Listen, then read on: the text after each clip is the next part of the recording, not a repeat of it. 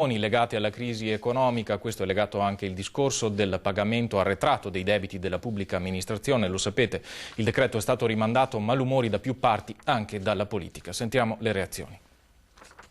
Imprese edili che hanno chiuso rischiano di farlo nonostante abbiano crediti per lavori svolti per la pubblica amministrazione. Sconcerto e delusione per il rinvio del decreto governativo che doveva sbloccare i rimborsi.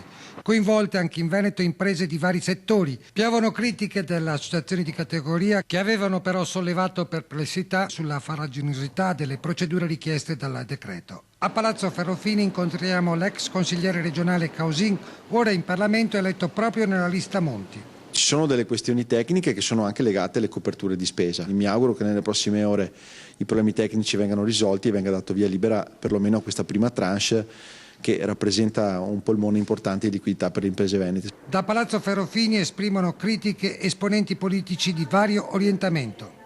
Qua siamo di fronte a un ennesimo caso di follia. Si continuano ad indicare le priorità, per una volta che se ne individua una concreta non si riesce a realizzarla. E poi c'è la questione del patto di stabilità. I debiti che abbiamo il dovere di liquidarli e lo Stato ha il dovere di lasciarci corrispondere a quelli che sono i nostri creditori.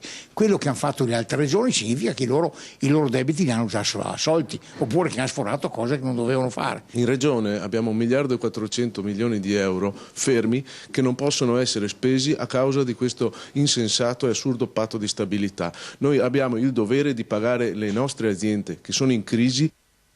Si sta cercando di capire di più sull'infortunio sul lavoro mortale ieri al